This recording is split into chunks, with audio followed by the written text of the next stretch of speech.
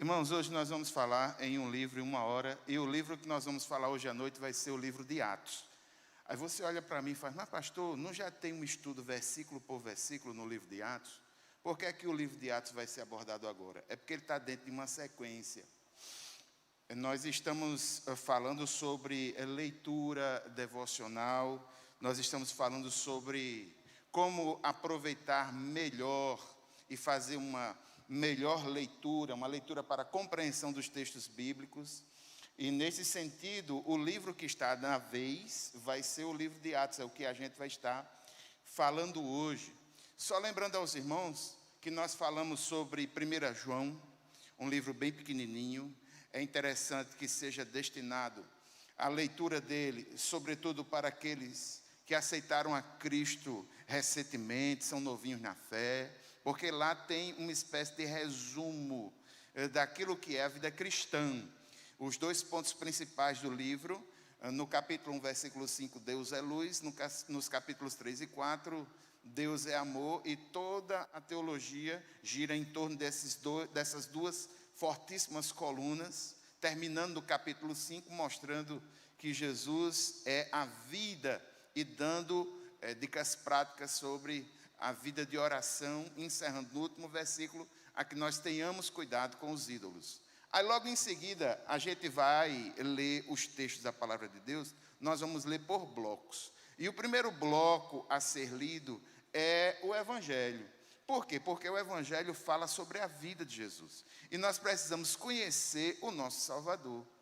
E levando em consideração isso, há uma forma de você ler melhor os Evangelhos. É quando nós reorganizamos os Evangelhos em função do seu aparecimento e em função do objetivo de cada Evangelho. Nesse sentido, Marcos é o primeiro Evangelho a ser lido, ele é o menor, só tem 16 capítulos, é um Evangelho que vai enfatizar mais a questão dos milagres, e você vai ter uma visão panorâmica da vida de Jesus. E os estudiosos, pelo menos a grande maioria deles, entendem que o livro de Marcos influenciou o livro de Mateus e o livro de Lucas. Logo em seguida que você lê o livro de Marcos, você lê o de Mateus. O de Mateus já é um livro um pouco mais robusto, se não me falha a memória, tem 28 capítulos. É um livro em que os ensinos de Jesus, eles são enfatizados. Inclusive, todo o livro de Mateus é construído em cima praticamente de 5 sermões importantíssimos. É um livro que é muito forte teologicamente falando, inclusive porque é o melhor livro que faz a ligação do Antigo para o Novo Testamento. E depois que você lê o livro de Mateus, você já tem uma ideia maior de quem Jesus é.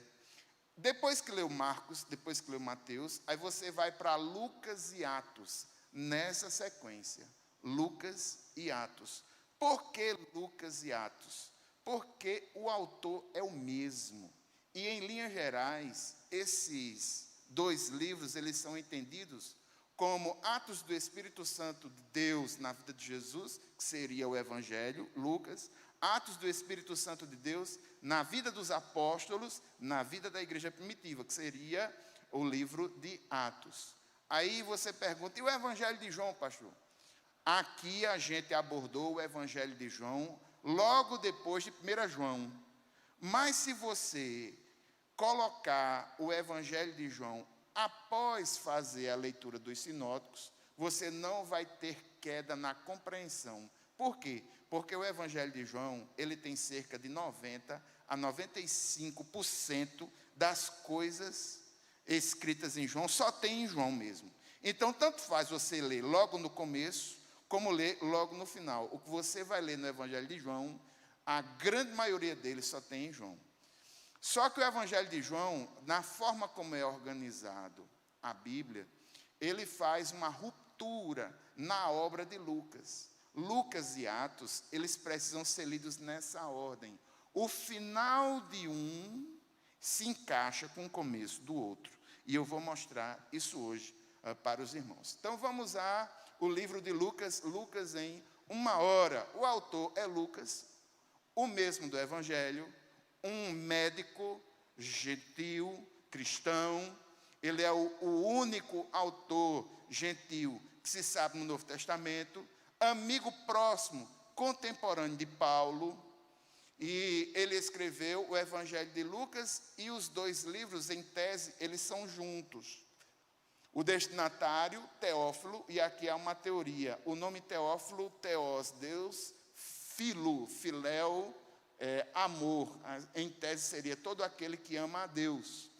Mas também Teófilo pode ter sido uma espécie de mecenas que financiou a que Lucas fizesse uma obra organizando a vida de Jesus em uma obra completa, pesquisada. O próprio Lucas fala sobre isso no início do seu evangelho e ressalta mais uma vez no início do livro de Atos. Esse livro de Atos, a ideia é que ele tenha sido escrito entre 63 a 70, com certeza ele foi escrito depois do evangelho, e o livro de Atos é uma espécie de conexão entre a vida de Cristo e a vida da igreja. Irmãos, se a gente fosse utilizar o nosso corpo para explicar o que é o livro de Atos, eu diria que a cabeça seria os evangelhos, e que o restante do corpo seriam as epístolas de Paulo, as epístolas gerais e o final do Novo Testamento. O livro de Lucas é o pescoço que faz essa articulação do Evangelho com o restante do Novo Testamento. E você só vai ter um aproveitamento bom das epístolas se você entender o livro de Atos. Engraçado que o livro de Atos, ele dá a melhor forma de você reorganizar as cartas de Paulo e reorganizar as epístolas gerais. Atos é uma conexão entre a vida de Cristo e a vida da igreja, entre os evangelhos e entre as epístolas. Por que é que você vai ler Atos? Simples. Em primeiro lugar, por causa da história. Atos é uma continuação da narrativa do evangelho de Lucas. Abra sua Bíblia aí no livro de Lucas, no capítulo 1, dos versículos 1 a 4. Evangelho de Lucas, no capítulo 1, dos versículos 1 a 4, o texto diz assim: muitos já se dedicaram a elaborar um relato dos fatos que se cumpriram entre nós, conforme nos foram transmitidos por aqueles que desde o início foram testemunhas oculares e servos da palavra. Eu mesmo, isso é Lucas que está dizendo, eu mesmo investiguei tudo cuidadosamente, desde o começo, e decidi escrever-te um relato ordenado, ó excelentíssimo Teófilo, para que tenhas a certeza das coisas que te foram ensinadas. Veja só, esse é o início do livro de Lucas, e Lucas explicando o porquê a Teófilo, dizendo que organizou, dizendo que é para que Teófilo tenha certeza daquilo que foi ensinado a ele sobre Jesus. Agora vá para o início do livro de Atos. Atos no capítulo 1, dos versículos 1 até 5. Atos no capítulo 1, dos versículos 1 a 5. Veja o início de Atos. O início de Atos está assim. O texto começa dizendo: em meu livro anterior, vírgula, Teófilo, ou seja, Lucas está dizendo que tem uma obra anterior. E essa obra anterior é justamente o Evangelho. E o destinatário é o mesmo. Em meu livro anterior, Teófilo, escrevi a respeito de tudo o que Jesus começou a fazer e a ensinar até o dia em que foi elevado aos céus, depois de ter dado instruções por meio do Espírito Santo aos apóstolos que havia escolhido. Depois do seu sofrimento, Jesus apresentou-se a eles, deu-lhes muitas provas indiscutíveis de que estava vivo. Apareceu-lhes por um período de 40 dias, falando acerca do reino de Deus. Amém? Agora vá para o final do livro de Lucas. Lucas, no capítulo 24, a partir do versículo 44. Pelo começo dos dois, a gente percebe que é uma obra escrita por um autor só. Agora nós vamos ver um encaixe de um livro com o outro. Lucas, no capítulo 24, a partir do versículo 44, quando Jesus aparece aos discípulos, veja o que é que Jesus diz. E disse-lhes: foi isso que eu falei enquanto ainda estava com vocês. Era necessário que se cumprisse tudo o que a meu respeito está escrito na lei de Moisés, nos profetas e nos salmos. Então, lhes abriu o entendimento para que pudessem compreender as Escrituras. E lhes disse: está escrito que o Cristo haveria de sofrer e ressuscitar dos mortos no terceiro dia, e que em seu nome seria pregado o arrependimento para perdão dos pecados a todas as nações, começando por Jerusalém. Vocês são testemunhas dessas coisas. Eu envio a vocês a promessa de meu Pai, mas fiquem na cidade até serem revestidos do poder do alto. Versículo 50. Tendo-os levado até as proximidades de Betânia, Jesus ergueu os braços, as mãos e os abençoou. Estando ainda a abençoá-los, ele os deixou e foi elevado ao céu. Então eles o adoraram e voltaram para Jerusalém com grande alegria. E permaneciam constantemente no templo, louvando a Deus.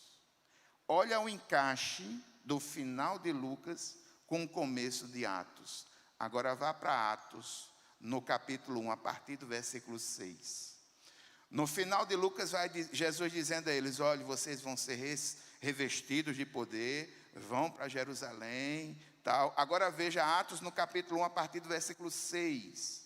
O texto diz assim: então os que estavam reunidos lhe perguntaram: Senhor, é nesse tempo que vais restaurar o reino a Israel? Ele respondeu: não compete a vocês saber os tempos ou as datas que o Pai estabeleceu pela sua própria autoridade, mas receberão poder quando o Espírito Santo descer sobre vocês, e serão minhas testemunhas em Jerusalém, em toda a Judeia e Samaria, até aos confins da terra. Tendo dito isto, foi elevado às alturas, enquanto eles olhavam, e uma nuvem o encobriu da vista deles. E eles ficaram com os olhos fixos no céu, enquanto ele subia. De repente surgiram diante dele 2 homens vestidos de branco, que lhes disseram: Galileus, por que vocês estão olhando para o céu? Esse mesmo Jesus, que dentre vocês foi elevado aos céus, voltará da mesma forma como o viram subir. O final do Evangelho de Lucas se encaixa perfeitamente com o começo do livro de Atos. Por que é que a gente não tem essa percepção? Por causa da forma como hoje é organizada a Bíblia. Entre Lucas e Atos, colocou o Evangelho, que na sua narrativa, mais de 90% só tem no Evangelho de João. Aí quando você lê o Evangelho de Lucas, que lê o de João, você se esquece desse final. Aí você não consegue ver que os 2 livros estão intimamente ligados. Então, pela questão histórica, por quê? Porque o livro de Atos vai ressaltar a questão histórica, mostrando, descrevendo, falando sobre o que aconteceu com os apóstolos e as origens da igreja do Senhor. As origens, falando sobre a igreja primitiva. Segunda questão importante do porquê ler Atos. Por causa da doutrina. É nesse livro que nós podemos aprender sobre a obra do Espírito Santo, o poder motivador, capacitador, empoderador que está por trás do testemunho e da obra dos apóstolos, em favor da causa de Cristo. O Espírito Santo é mencionado no livro de Atos aproximadamente 50 vezes. É um livro que você vê praticamente o Espírito Santo sendo o protagonista, o principal, aquele que comissiona, aquele que orienta, aquele que chama, aquele que capacita, aquele que abre as portas, aquele que dá entendimento, aquele que quebra barreiras. Então, mais de 50 vezes é mencionado sobre o Espírito Santo no livro de Atos. Outra questão, irmãos, da importância do livro de Atos é por causa da apologética. O que é apologética? É a defesa da fé. Atos é basicamente, Atos é basicamente uma defesa do cristianismo. Todas as vezes que Paulo tem um encontro com alguma pessoa importante, Paulo está falando o seu testemunho, e ao falar o seu testemunho, ele está defendendo a sua fé. Pedro, do mesmo jeito.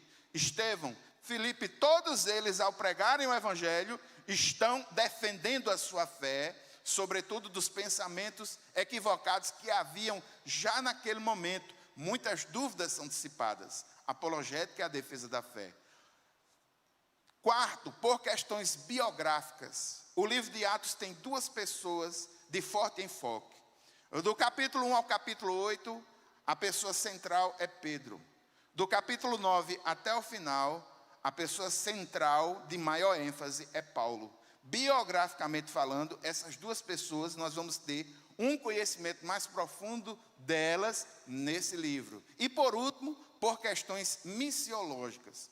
O avanço do evangelho e as viagens missionárias nos dão importantes dicas, importantes informações, importantes ensinamentos sobre o procedimento missionário. Então, nós lemos o livro de Atos com essas razões: histórica, doutrinária, apologética, biográfica e missiológica. Qual é o tema de Atos? Em Atos, Lucas relata a história teológica da igreja desde o seu início, em Pentecostes até a sua expansão pelo mundo conhecido na época, à medida que os discípulos, no poder do Espírito Santo, testemunharam do Evangelho de Cristo, tanto a judeus como a gentios, começando a cumprir a grande comissão. Qual é a grande comissão? A grande comissão fazia com que aquele que é discípulo de Jesus tomasse uma atividade evangelizadora, né? Ide por todo mundo, pregai o evangelho a toda criatura, batizando-os em nome do Pai, do Filho e do Espírito Santo. Então, era algo que fazia com que a dinâmica da igreja se modificasse. Obrigado, senhor. Certo. Se modificasse. Então, irmãos, o versículo-chave, o versículo principal que ajuda na compreensão do livro de Atos, é Atos no capítulo 1, versículo 8. Atos no capítulo 1, versículo 8. Se você veio com sua Bíblia aí, esse é o versículo digno da bolinha. Sabe por quê? Porque esse versículo, ele vai delinear como todo o livro vai funcionar. E aquela descida do Espírito Santo, aquele evento fantástico, maravilhoso, que acontece no capítulo 2, ele vai acontecer de uma certa forma, reverberações dele, no capítulo 2, no capítulo 8, no capítulo 10 e no capítulo 19. É como, irmãos, alguém que joga uma pedra num lago. Quando a pedra é jogada, que ela cai no lago, ela cai num ponto. Naquele ponto, é um ponto que é criado, e um bocado de circunferência aparece perto daquela pedra, circunferências com o mesmo centro. Tomando essa ilustração, Atos, no capítulo 1, versículo 8, vai nos mostrar que todo o livro ele é assim. Vai falar sobre aquilo que acontece, ou aquilo que o Espírito Santo de Deus proporcionou em Jerusalém, capítulo 2, e tudo que está perto do capítulo 2. Depois, Judeia e Samaria, capítulo 8, e tudo aquilo que está perto do capítulo 8. No caso, capítulo 8 e 10. E até os confins da terra, do capítulo 10 para frente, sobretudo o capítulo 19, quando Paulo vai impor as mãos aos discípulos de João que estão em Éfeso. É uma espécie de... é como um chafariz. O Espírito Santo começa em Jerusalém, vai expandindo, vai expandindo, vai expandindo, vai expandindo, vai aumentando. O Senhor, o nosso Deus Todo-Poderoso, enviou o seu Filho, o Filho envia o Espírito capacita, empodera, envia os discípulos, envia a igreja e hoje dá entendimento, capacita e empodera a mim e a você que está aqui neste lugar. É o Espírito Santo do Senhor. Esse é o versículo chave do livro de Atos. E a mensagem total é a seguinte, irmãos. No poder do Espírito Santo, todos os crentes são chamados a desempenhar o ministério terreno de Jesus. Como? Através do testemunho de Cristo e do ministério em seu nome, como parte do seu corpo, que é a igreja. O Espírito Santo do Senhor nos selou. E como igreja do Senhor, nós nos unimos, proclamamos, testemunhando acerca do que Ele fez por nós, por nossa vida, como aqui a irmã testemunhou da ação do Senhor na vida de sua filha. E aqui eu gostaria, irmãos, de lembrar isso aos irmãos. O testemunho continua sendo uma forte ferramenta. Quando você chega para alguém e compartilha o seu testemunho, eu não estou aqui dizendo da questão de citar textos bíblicos, ou mostrar que é mais real, que é mais verdadeiro, ou que é conhecedor das coisas. Não, o fato não é esse. Quando você chega para alguém que não conhece ao Senhor, e você dá o seu testemunho de vida, de como você era antes, como foi o encontro que você teve com Deus, e como é a sua vida a partir desse encontro, isso faz um impacto grande na vida das pessoas. É por isso que Pedro vai dizer que nós precisamos estar preparados para apresentar a razão da fé que há em nós. O nosso testemunho precisa estar na ponta da nossa língua. Porque a qualquer momento, em pouco tempo, você pode falar da ação de Deus em tua vida. E as pessoas com essa semente vão ficar pensando, puxa, como foi que aconteceu? Isso vai atraindo. E mais dia ou menos dia, ela que foi atraída pelo poder do Senhor, vendo no testemunho da tua vida, ela vai começar a quebrar as barreiras espirituais e começar que o Espírito Santo do Senhor comece a trabalhar mais na vida dela, sendo inspirada pelo teu testemunho. Quantas e quantas pessoas não foram inspiradas por testemunhos fantásticos até hoje? Quantas e quantas pessoas que já passaram aqui na igreja, pelo cursilho, quantos e quantos irmãos que a gente viu, de testemunhos fortes, tiveram um encontro com o Senhor Jesus, e hoje são pessoas diferentes. Quantos de nós não têm experiências com Deus, de milagres que o Senhor realizou em nossa vida? Nós temos um testemunho. As pessoas podem combater as palavras da teologia que você defende. As pessoas podem não querer entender aquilo que é tão claro para nós, que é a mensagem do Evangelho. Mas uma coisa é certa, se ela ouvir o seu testemunho, e se ela for uma pessoa educada, ela no mínimo vai lhe respeitar. No mínimo vai lhe respeitar. O testemunho é uma ação importantíssima. E todos nós fomos chamados para testemunhar do Senhor em nossa vida. Amém? Vamos mostrar. O livro de Atos, ele fala sobre o Espírito Santo. O Espírito Santo é fundamental. O livro de Atos fala sobre a comunidade de fé, fala sobre a igreja. E aqui a gente vê a igreja primitiva como inspiradora para nós. Uma igreja dinâmica, uma igreja autêntica, uma igreja que reage da forma certa, no tempo certo. Uma igreja que ela é construída ao redor do ensino dos apóstolos, tendo Jesus como fundamento. Mesmo com tudo isso, é uma igreja que sofre perseguição. É uma igreja consciente. E aqui, irmãos, eu gostaria de dizer uma coisa para vocês. Não se preocupe e nem tenha como uma coisa assim fora do comum o fato de que os cristãos serão perseguidos. Os cristãos são perseguidos sempre. Jesus foi perseguido, os apóstolos foram perseguidos, a igreja primitiva foi perseguida, e quem é que disse que nós também não haveríamos de ser? Existem cristãos que estão sendo fortemente perseguidos em outros lugares do mundo. E aqui, alguns aspectos dessa perseguição, de uma certa forma, a gente já começa a ver vislumbre deles. Nós precisamos orar pelo nosso país. Nós precisamos orar pelo nosso Brasil. E por último, o avanço do Evangelho. Vamos ao livro, abra sua Bíblia aí, livro de Atos, no capítulo 1, logo no início, irmãos, a introdução do livro. Qual é o versículo principal? Capítulo 1, versículo 8, que dá toda a organização do livro. O texto diz: mas receberão poder quando o Espírito Santo descer sobre vocês, serão minhas testemunhas em Jerusalém, Judeia e Samaria e até aos confins da terra.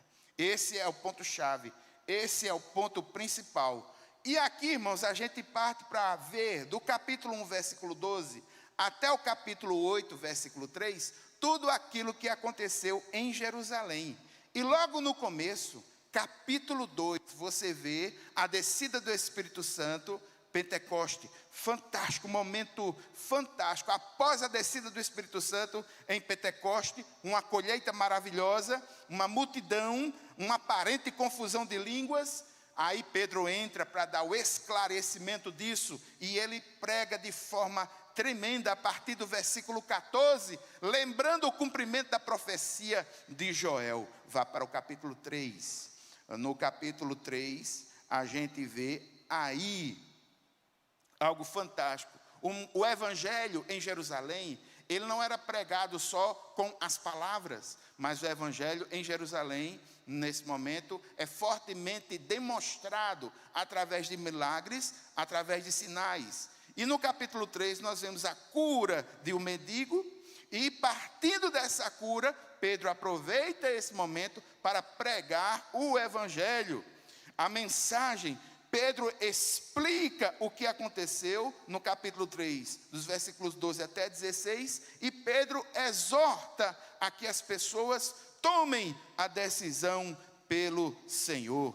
E o texto segue de forma poderosa, mostrando já em Jerusalém perseguição. Quem é que está sendo perseguido? Os apóstolos. Capítulo 4, Pedro e João perante o sinédrio. Eles são presos, eles são interrogados, e eles, de uma forma maravilhosa, quando são interrogados, ele, na sua interrogação, testemunham do Senhor. E essa igreja é uma igreja poderosa, que sabe que os apóstolos estão sendo perseguidos. Aí o que é que ela faz? Ela ora. Capítulo 4, você está com o capítulo 4 aí aberto? Amém?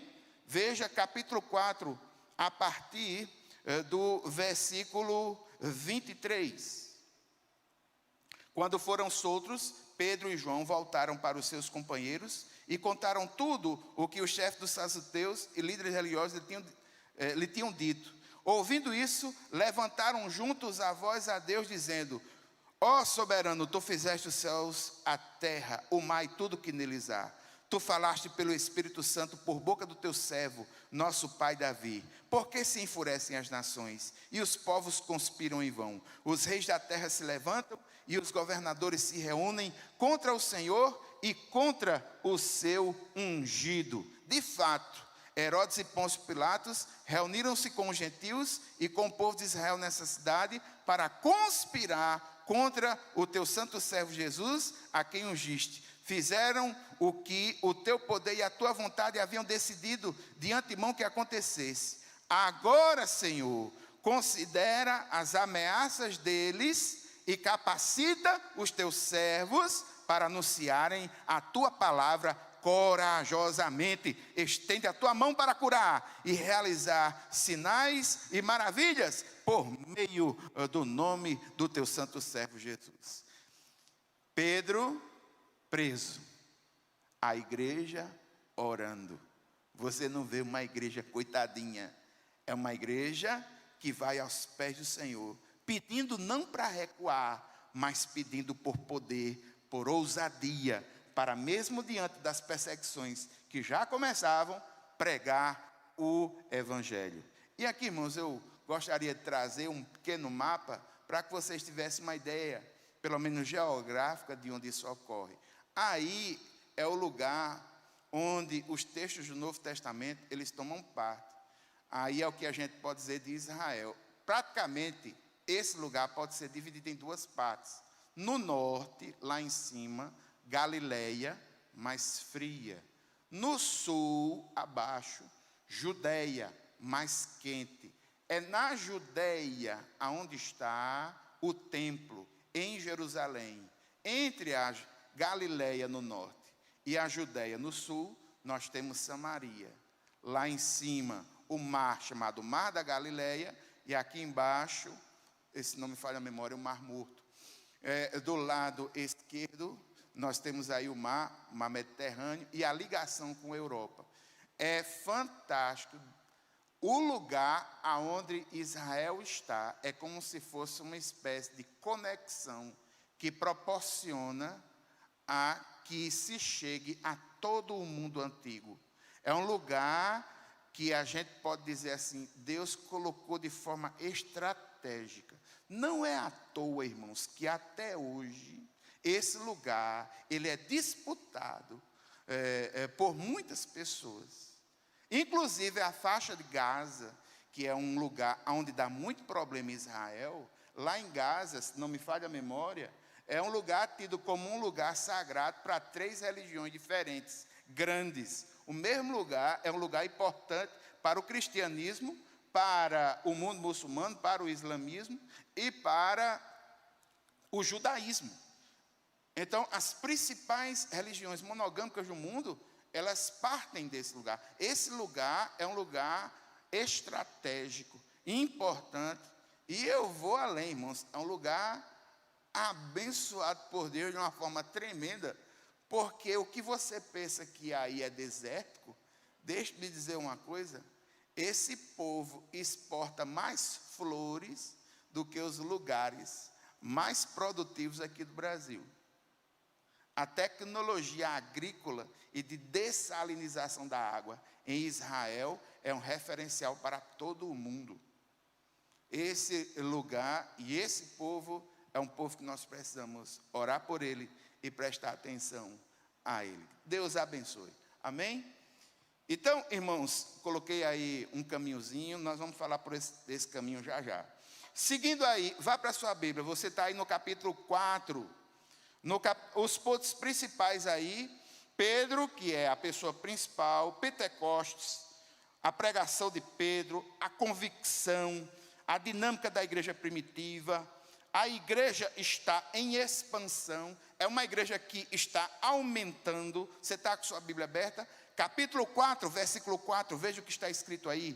Mas muitos dos que tinham ouvido a mensagem creram, chegando o número dos homens que creram a perto de 5.000. No capítulo 1 a gente tinha 120. No capítulo 4 a gente já tem 5.000 homens, fora mulheres e crianças. É um fenômeno fantástico. O Espírito Santo de Deus fazendo maravilhas através dos apóstolos, maravilhas e sinais. E o texto segue. É uma igreja misericordiosa. Veja capítulo 4, os versículos 23 não. Capítulo 4, a partir do versículo 32. Da multidão dos que creram, já é uma multidão. Da multidão dos que creram, uma era a mente e o coração.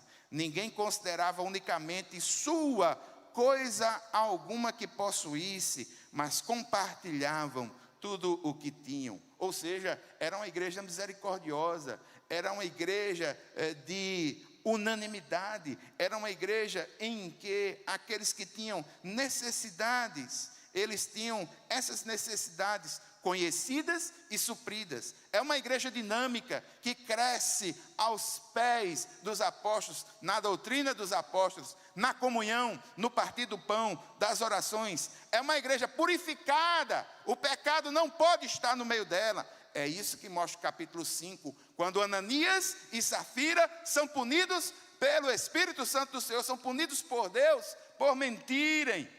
E é uma igreja constante, é uma igreja que vai crescendo, é uma igreja que vai se solidificando. Veja capítulo 5, versículo 42, o texto diz: todos os dias no templo e de casa em casa não deixavam de ensinar e proclamar que Jesus é o Cristo. Que coisa maravilhosa. Irmãos, essa igreja, ela é uma igreja que, por causa da expansão, problemas naturalmente começaram a aparecer. E para resolver esses problemas, e o primeiro desses problemas foi justamente a distribuição dos alimentos com as viúvas de fala grega. E nesse sentido, foi levantado os diáconos para auxiliar essa igreja. É o que está escrito no capítulo 6. E já tomando como base os diáconos, 2 diáconos aí se levantam de forma poderosa. Estevão, homem cheio de fé, cheio do Espírito Santo, que em nome de Jesus realiza milagres, realiza maravilhas, ele prega o evangelho no templo, e ao fazer isso, ele é, digamos assim, ele é condenado a depor no sinédrio. E ele vai ao sinédrio para expor a sua defesa. E ao expor a sua defesa, ele o faz em forma de resenha histórico-teológica, mostrando os principais fundamentos da pregação chamada pregação cristã. Um Cristo ressurreto e um Deus todo-poderoso que não habita em templos feitos por mãos humanas. É isso que está como resumo no capítulo 7. Segue em diante aí. Aí veja, irmãos, que no final do capítulo 7, esse Estevão, ele é apedrejado. E depois que ele é apedrejado, é intensificado uma espécie de perseguição contra a igreja que está em Jerusalém. Mas ela não vai para a Judéia e Samaria e até os confins da terra. Aquilo que parecia os efeitos negativos de uma perseguição, Deus é aquele que transforma o mal em bem. E a atitude da igreja primitiva faz com que, nessa dispersão, eles saiam pregando o evangelho.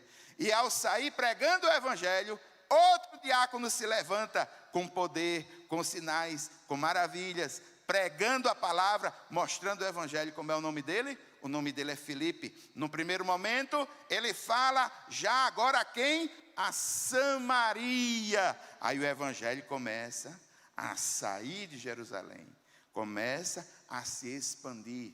E depois que ele fala aos samaritanos, ele fala a um etíope, ele fala a um negrão abençoado vindo lá da África do Sul, da parte no final do Egito, lá no comecinho, lá da Etiópia. Ele leva essa mensagem a esse importante funcionário da dinastia de Candace, e o evangelho vai tomando forma. Aí, irmãos, quando termina o capítulo 8, vem o capítulo 9. O capítulo 9 é um capítulo fantástico, porque aí nós temos a conversão de um homem importantíssimo para o Novo Testamento, importantíssimo para a doutrina cristã.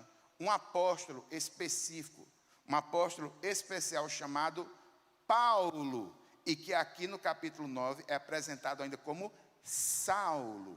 E aqui no capítulo 9 a gente vê a dramática conversão de Saulo.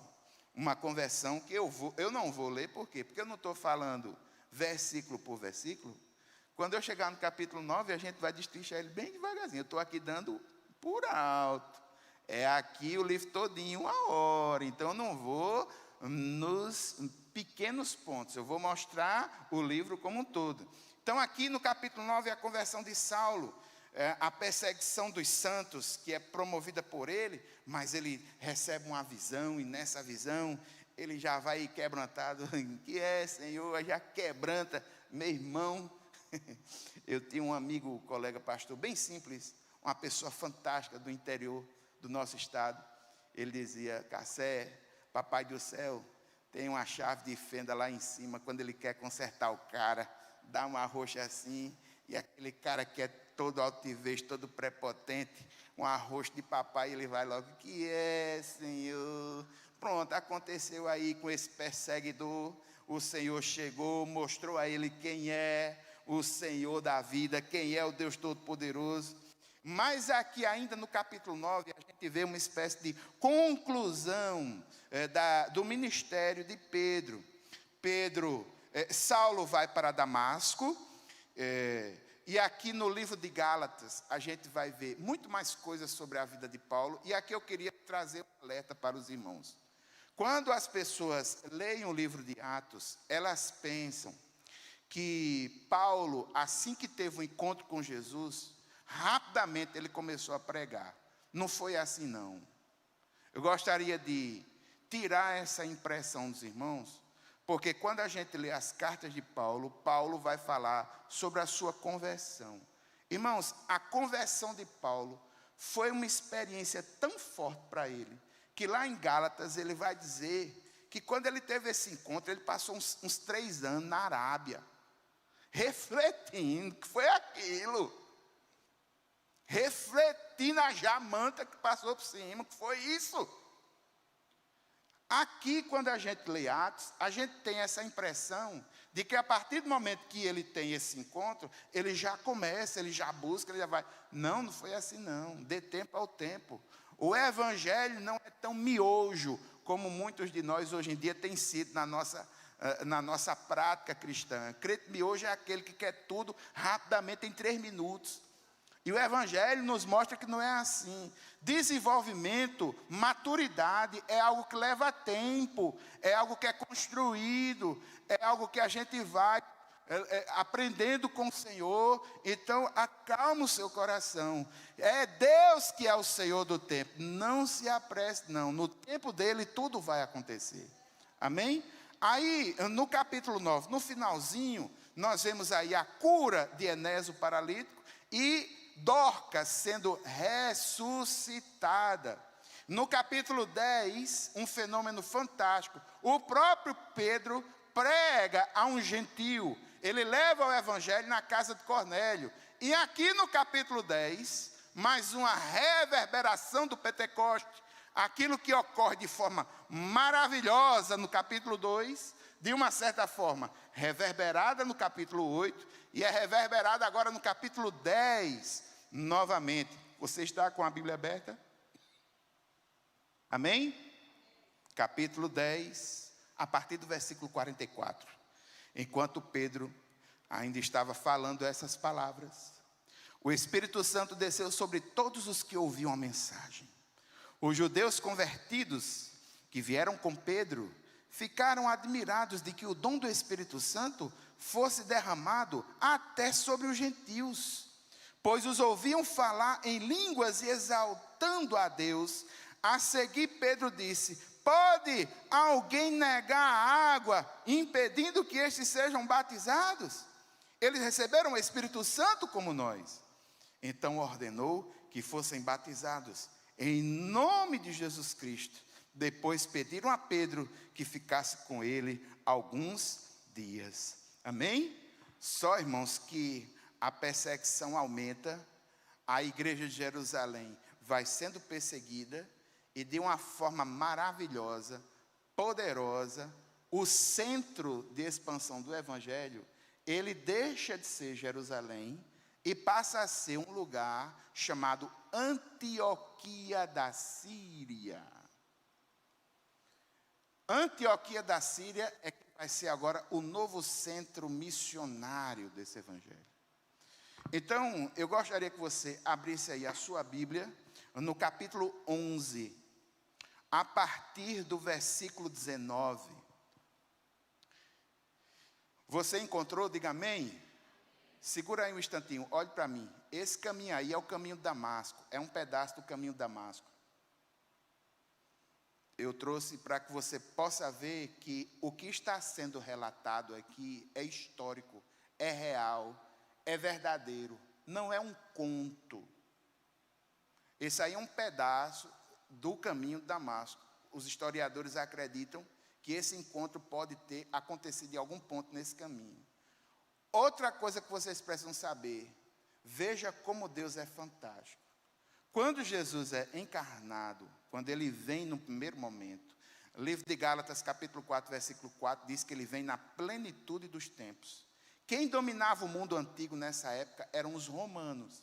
E sabe o que foi que os romanos fizeram? Os romanos fizeram as estradas mais importantes do mundo antigo. E as estradas possibilitaram a que as pessoas andassem com mais naturalidade. E como eram as estradas do mundo antigo? Elas eram assim, feitas de pedra. Muitas dessas estradas existem até hoje, mas isso é uma vergonha. As daqui faz um recapeamento asfáltico, dá uma chuva, fica os rombos.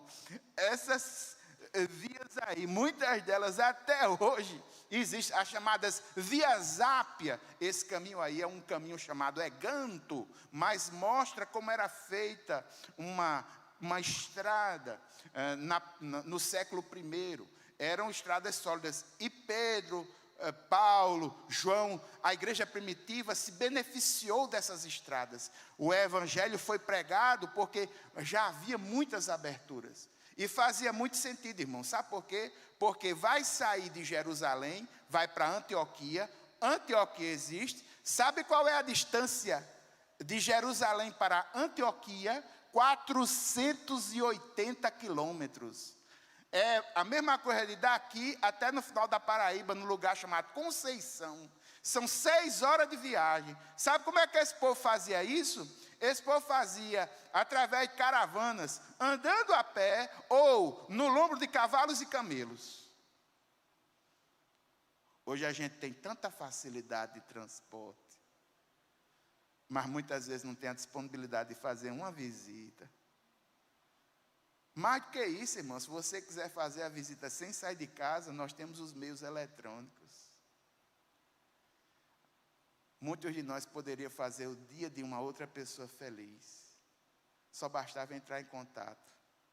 Às vezes dar uma ligação e dizer, como é que você está? Como é que está a sua vida? Mas só que o evangelho atual, ele é individualista. É a bênção para mim. É Deus para mim.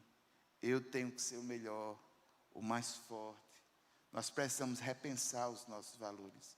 Sobretudo os nossos valores comunitários. Nós precisamos pensar mais uns nos outros. Amém? Veja aí capítulo 12. O que é que acontece no capítulo 12? Pedro é preso mais uma vez. Pedro é liberto mais uma vez. Um rei chamado Herodes Agripa morre. O evangelho segue sendo divulgado. Capítulo 12, versículos 24 e 25, o texto diz: entretanto, a palavra de Deus continuava a crescer e espalhar-se. Tendo terminado sua missão, Barnabé e Saulo voltaram de Jerusalém, levando consigo João, também chamado Marcos. Aí a propagação do evangelho agora começa de uma forma bem mais forte, de uma forma bem mais intensa. Paulo é a figura da vez. Paulo vai receber uma ênfase maior. Paulo vai ser esse missionário aos gentios. E a partir do versículo 13, nós vamos ver as chamadas viagens missionárias. E a primeira viagem missionária, aí no capítulo 13, começa de um princípio grande para nós. Capítulo 13, dos versículos 1 a 3, o texto diz assim: na igreja de Antioquia havia profetas e mestres. Quem? Barnabé, Simeão, chamado Níger, Lúcio de Cirene, Manaém, que fora criado com Herodes, o tetrarca, e Saulo.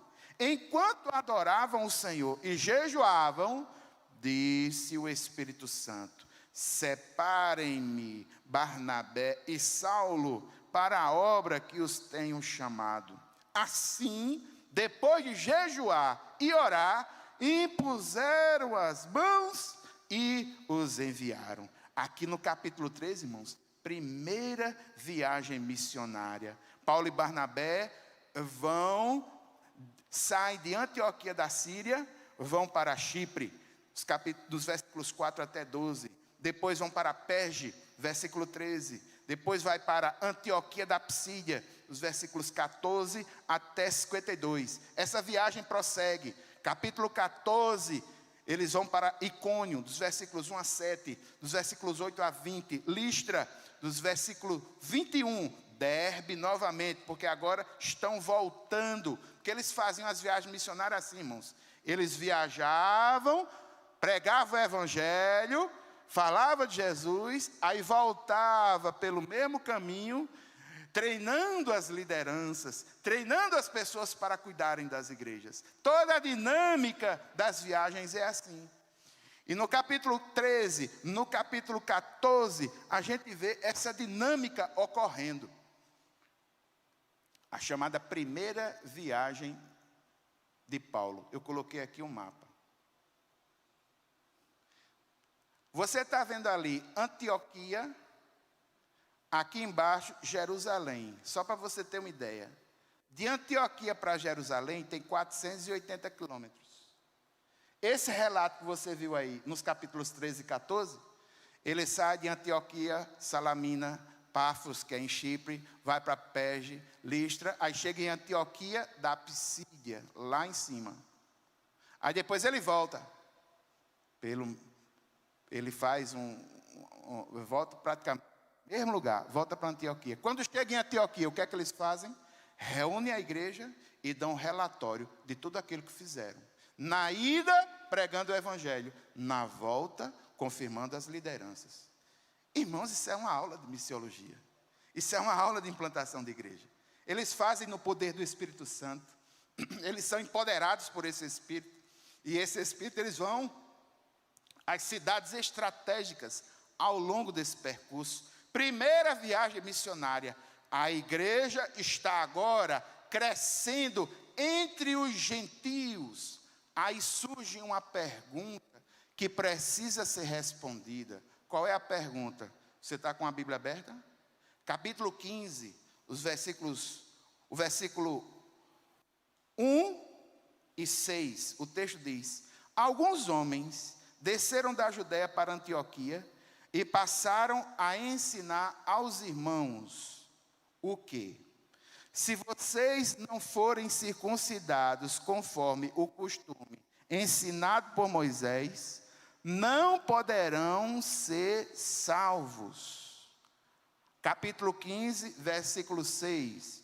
Os apóstolos e os presbíteros se reuniram para considerar essa questão. O que é que nós temos no capítulo 15? É o chamado Concílio de Jerusalém.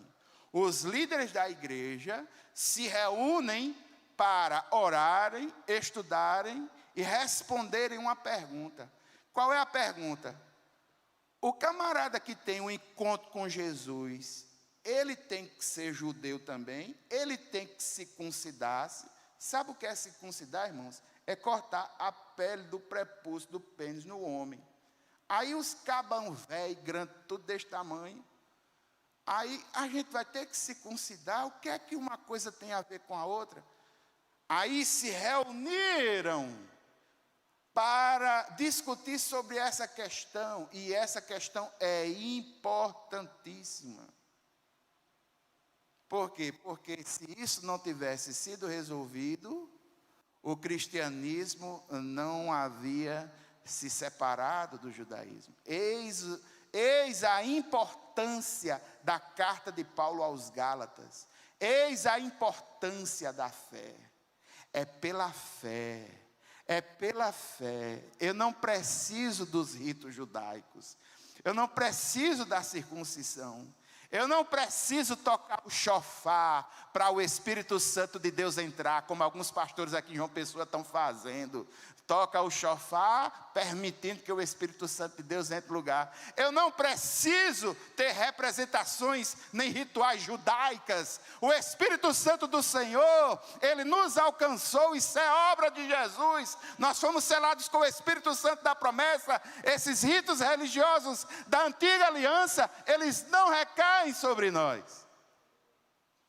Aqui a gente não executa, não mata cordeiro, porque o Cordeiro de Deus, de uma vez por todas, resolveu esse pecado, esse problema do pecado para nós. Então, irmãos, aqui em Atos 15, nós temos um importante ponto doutrinário. Eles se resolvem, escrevem uma carta e divulgam. Qual é o teor da carta? Quando a gente estiver estudando versículo por versículo, a gente vê bem direitinho. Amém?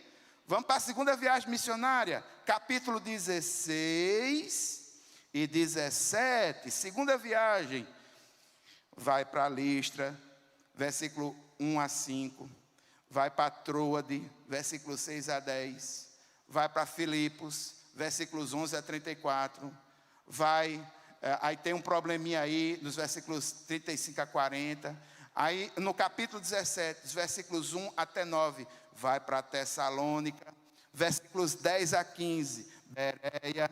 Paulo sozinho vai para Atenas, pregar no Areópago lá em Atenas, os versículos 16 até 34. Aí vai para o capítulo 18. Capítulo 18, continua essa viagem, ele vai para Corinto, dos versículos 1 a 7. Versículo 18 do capítulo 18, Cencreia, e ele dá uma passadinha ali em Éfeso. Aí aqui é o roteiro da segunda viagem, irmãos. A segunda viagem foi maior e mais produtiva. E a ideia é a mesma. Ele passa implantando as igrejas, depois volta confirmando as lideranças. Sempre é assim. Passa implantando as igrejas, volta confirmando as lideranças, volta ensinando as igrejas. Fantástico. E aqui uma igreja importante. Depois ele vai destinar algo muito especial, algo muito específico. Ele vai aqui, segunda viagem, Éfeso. Marque aí Éfeso, viu? Éfeso. No capítulo 18 aparece mais uma outra pessoa importante aí, 3 aliás, Áquila, Priscila e um rapaz chamado Apolo, e eles começam a pregar o evangelho. Capítulo 19, terceira viagem missionária. Vá para o capítulo 19. Capítulo 19, dos versículos 1 a 7, ele fala aos discípulos de João, e aqui no capítulo 19, mais uma vez, o Espírito Santo do Senhor mostrando a expansão da igreja. Aquilo que acontece no capítulo 2, capítulo 8, capítulo 10, acontece novamente no capítulo 19. Amém? Veja o que é que acontece. Capítulo 19, versículo 1. Enquanto Apolo estava em Corinto, Paulo, atravessando as regiões altas, chegou a Éfeso. Ali encontrou alguns discípulos e lhes perguntou: vocês receberam o Espírito Santo quando creram? Eles responderam: não, nem sequer ouvimos que existe o Espírito Santo. Então, que batismo vocês receberam? Perguntou Paulo. O batismo de João, responderam eles. Disse Paulo: o batismo de João foi um batismo de arrependimento. Ele dizia ao povo que cresce naquele que viria depois dele, isto é, em Jesus. Ouvindo isso, eles foram batizados em nome de Jesus. Aí depois foram batizados em nome do Senhor Jesus, versículo 6. Quando Paulo lhes impôs a mão, veio sobre eles o Espírito Santo e começaram a falar em línguas e a profetizar. Eram ao todo uns 12 homens. Aquilo que acontece de forma poderosa no capítulo 2 é reverberado no capítulo 8, no capítulo 10 e no capítulo 19. O Espírito Santo ampliando fronteiras, o Espírito Santo empoderando, o Espírito Santo levando vida. Aí aqui terceira viagem missionária, vai para o capítulo 20. Continua, dos versículos 1 a 3 na Grécia, versículo 7 a 12 em Troade, versículo 13 a 16 a caminho de Mileto, versículo 17 a 38, agora já em Mileto. Capítulo 21, viagem de Paulo para Jerusalém. Aí ele volta a caminho de Tiro, dos versículos 1 a 3, em Tiro, dos versículos 4 a 6, em Ptolemaida, no versículo 7, em Cesareia, dos versículos 8 a 15, em Jerusalém, ele retorna ao ponto. Em Jerusalém, dos versículos 33 até 16 até 40. Terceira viagem missionária de Paulo. Tão grande quanto foi a segunda e tão produtivo quanto.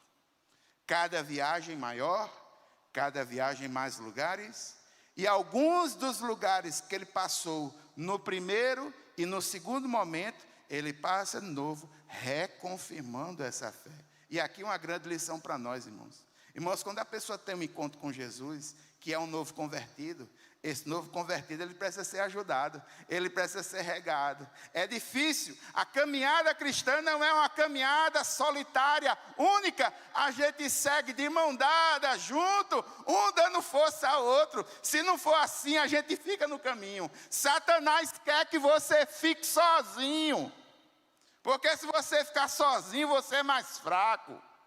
Agora, como igreja do Senhor, não. A gente tem que estar junto, a gente tem que estar unido. A gente tem que estar um exortando o outro. Quando um vê o outro triste, chega lá, ora, intercede, exorta, ajuda. A caminhada cristã é uma caminhada comunitária. É uma caminhada que precisa de liderança feita, formada.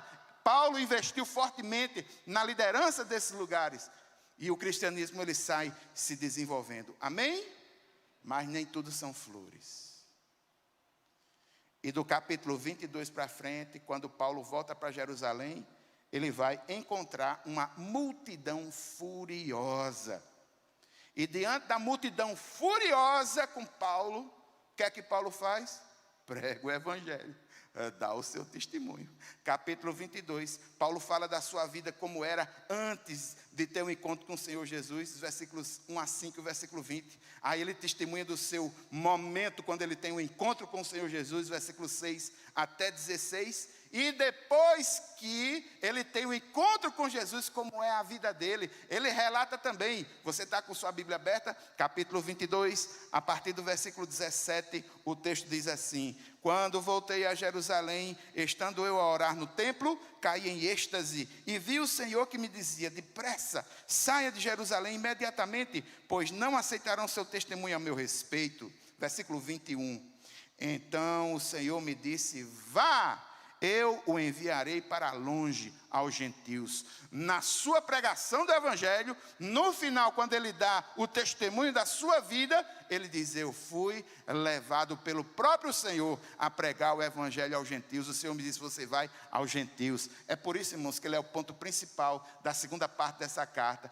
É por isso, irmãos, que quando a gente fala em viagem missionária, a gente não pode falar em viagem missionária e não falar do apóstolo Paulo. É por isso, irmãos, que a grande maioria dos textos doutrinários da recepção desse evangelho, nas culturas diferentes, ele vem de Paulo. Paulo é quem vai doutrinar de forma poderosa. As cartas doutrinárias de Paulo servem com esse sentido, mostram como o evangelho resolveu os problemas em determinados pontos culturais de forma muito específica. Paulo é fantástico, um apóstolo tremendo, alguém que sofreu pelo evangelho, mas que conhecia o Senhor Jesus. Você podia pegar Paulo e partir ele em pedacinho assim, cada pedacinho dele ia dizer glória a Deus, glória a Deus, glória a Deus. Um homem cheio do Espírito Santo, mas um homem cheio de atitude. Paulo não foi um banana que ficou parado. Paulo saiu pregando o evangelho com Silas, com Barnabé. Ele se desentendeu um pouquinho com Barnabé por causa de João Marcos, mas posteriormente ele perdoa a João Marcos e pede até que João Marcos vá visitar ele na prisão, lá em Roma. Paulo é tremendo, irmãos.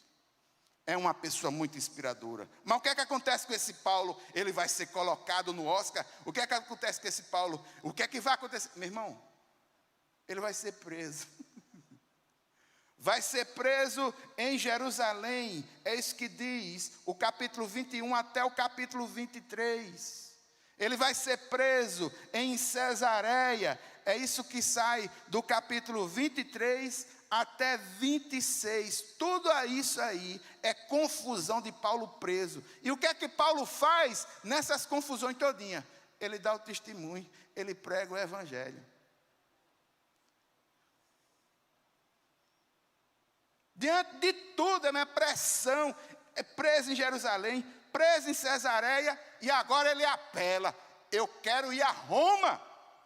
Capítulo 27, versículo 1, a gente já está acabando. O texto diz: quando ficou decidido que navegaríamos para a Itália, Paulo e alguns outros presos foram entregues a um centurião chamado Júlio, que pertencia ao regimento imperial, e começa uma viagem perigosíssima de Paulo a Roma, porque Paulo entendia que, como cidadão romano, a causa dele deveria ser apreciada em Roma. Ó, a última viagem de Paulo a Roma. Ó a quantidade. Ele sai de Jerusalém até chegar lá em Roma. Só que para chegar lá, um bocado de coisa acontece. O navio é naufragado. Uma cobra morde a mão dele. Um bocado de coisa acontece, mas ele segue como um servo. E onde pode, testemunhando. Onde tem necessidade, ajudando. E ele vai para Roma para ser o quê? Preso. Foi preso em Jerusalém, preso em Cesareia, e agora vai ficar preso lá em Roma. E é assim que termina Atos dos Apóstolos. É assim que termina Atos dos Apóstolos. Mas você pensa que esse livro termina de cabeça baixa? É?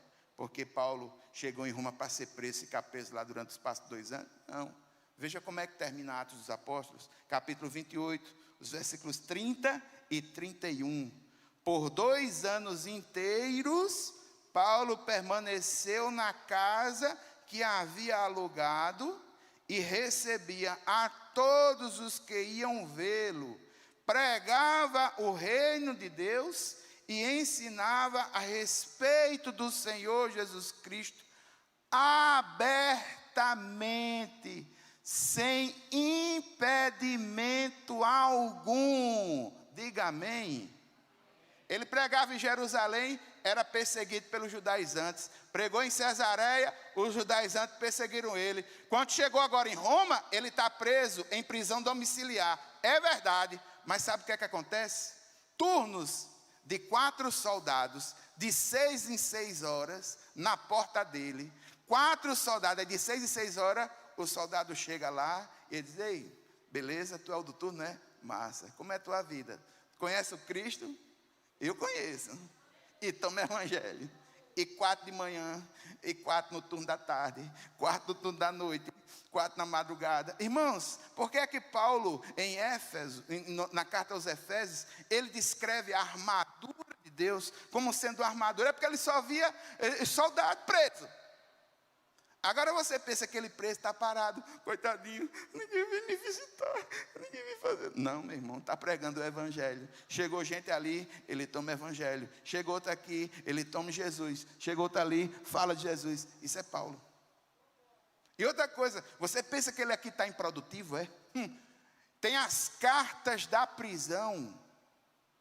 Paulo escreve cartas para os lugares que ele não podia ir.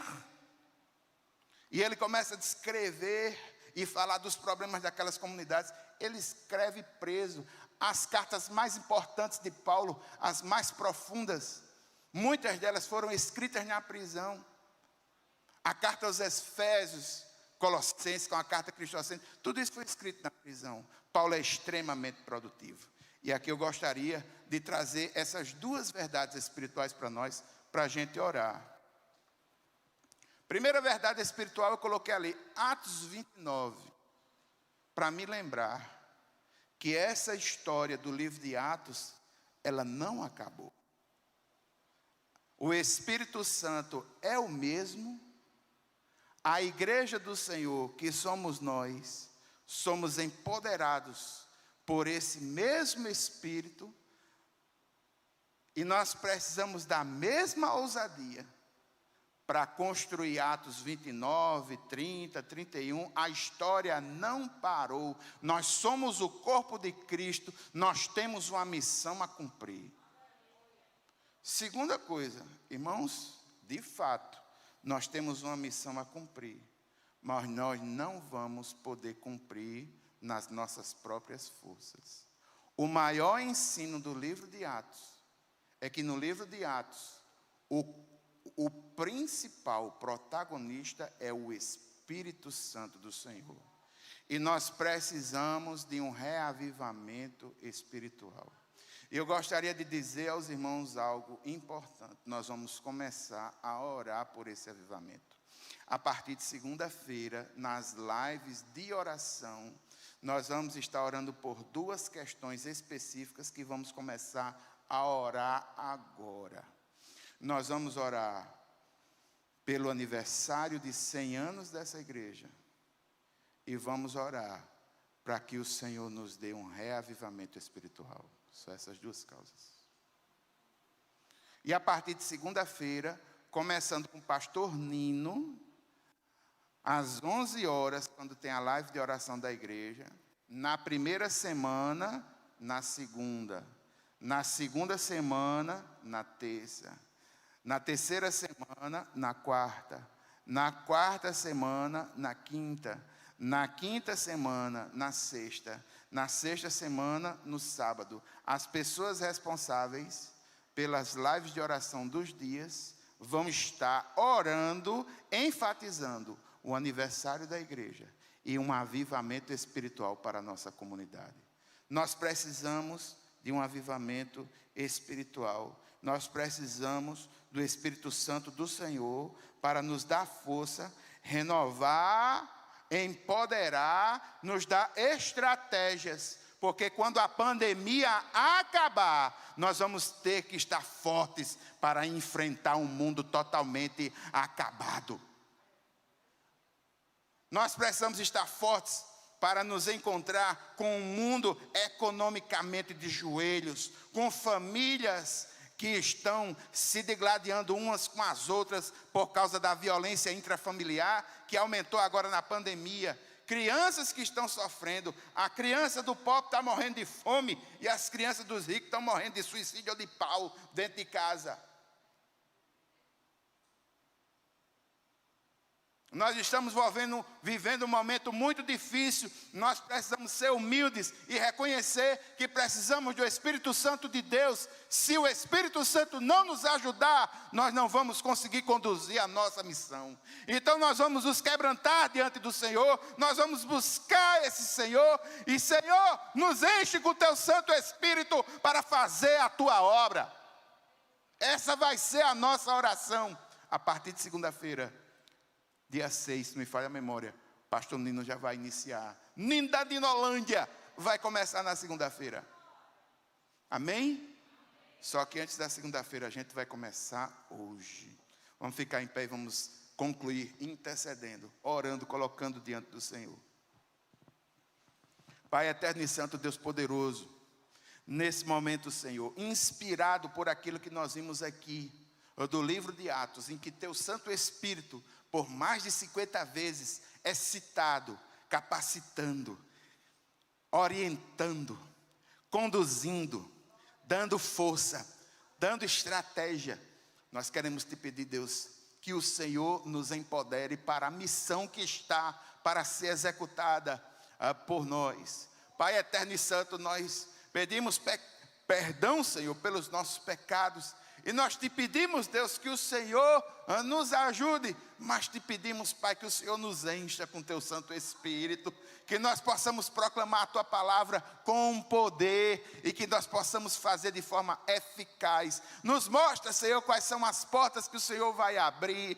Senhor, nos capacita para aquilo que o Senhor quer que nós façamos. Pai, nos orienta nos caminhos que o Senhor quer que nós andemos. Senhor, nós não queremos dar nenhum passo que o Senhor não nos oriente e não nos guie por Teu Santo Espírito. Senhor, também nesse momento nós queremos orar pelo aniversário dessa igreja de 100 anos. Senhor, abençoa o pastor Tomás, que é a liderança principal dessa igreja. Senhor, abençoa os demais pastores, os diáconos, os líderes de ministério, os pequenos grupos, os grupos de louvor, a juventude, as crianças. Ó Senhor, os ministérios de apoio, encontros de casais, concílio masculino e feminino, toda a estrutura técnica, meu Deus, meu Pai, nós colocamos nas Tuas mãos e nós queremos dizer a Ti, Senhor, e queremos glorificar o Teu santo nome e que nos 100 anos dessa igreja o Teu nome seja glorificado. Meu Pai eterno e santo, Deus poderoso, nessa noite colocamos essas duas causas nas tuas mãos. Oramos com confiança, a confiança de que o Senhor vai nos encher com teu Santo Espírito, a confiança de que o Senhor vai nos mostrar os caminhos, a confiança de que o Senhor vai dar livramento, a confiança de que o Senhor vai restaurar a esperança. Pai eterno e santo, Deus poderoso, nós oramos no nome de Jesus. Amém. A graça do Senhor Jesus Cristo, o amor de Deus, a comunhão e as consolações do Espírito Santo seja sobre cada um de nós hoje e sempre. Amém. Amém.